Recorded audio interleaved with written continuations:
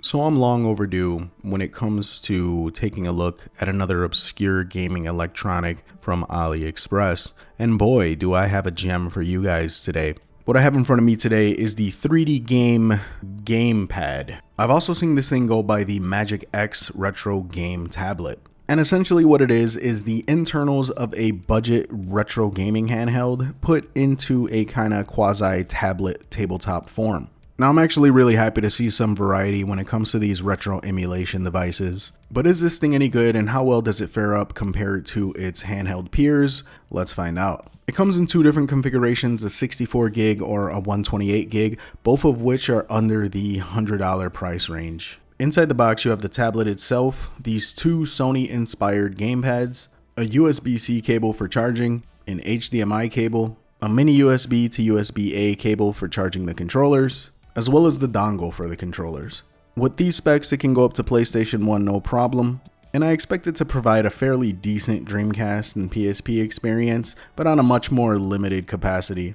The display is a 7-inch IPS, and like I previously stated, these gamepads are heavily Sony inspired. They're actually modeled after the PS3 controller, with the almost trigger style L2 and R2 buttons, and they surprisingly don't feel too bad. The D-pad and buttons feel really solid here. Of course, this is by cheap knockoff standards, they still feel super light and plasticky, but I have felt far worse in the past. Looking more closely at the tablet, you have the power button, a 3.5mm headphone jack, an HDMI output. That's right, you can connect this thing to a TV or a larger display. You have the micro SD card slot and the USB-C port for power and charging. And with the 4000 mAh battery, you're going to get some decent playtime. Over on the one side, you have the volume up and down, as well as two USB-A ports. Over on the back side, you have an additional USB-C port, the speaker that actually gets some pretty high volume, and this absolutely terrible kickstand that actually slides all the way out and has to be repositioned in order for the thing to sit upright properly.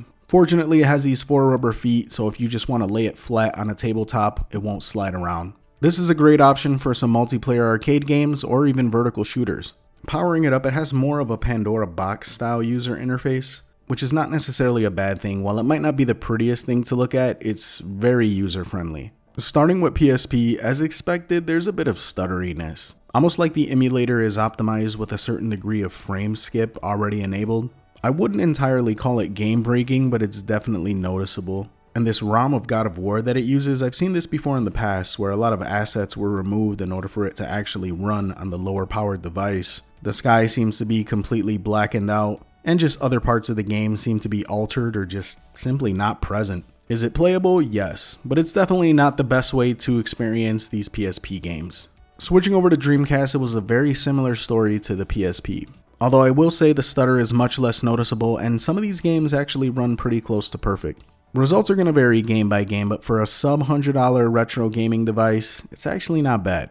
N64 was solid on this machine, and is one of the better use cases for buying something like this. Having a dedicated Smash Bros or Mario Kart machine that you could play with your friends and relatives almost makes it worth its asking price. Now, where this thing really shined for me was its DS performance. Not only do the games run really well, but you have the ability to pop this thing up into vertical mode, and you have a nice little DS setup for under $100. It would have been much nicer if it was a touch display, but you really can't beat it for the price. And of course, with this kind of chipset, you can expect all of your 8-bit, 16-bit, and arcade titles to run really good on here. So the 3D game gamepad, aka the MagicX retro tablet, aka whatever else you might see this thing called on AliExpress.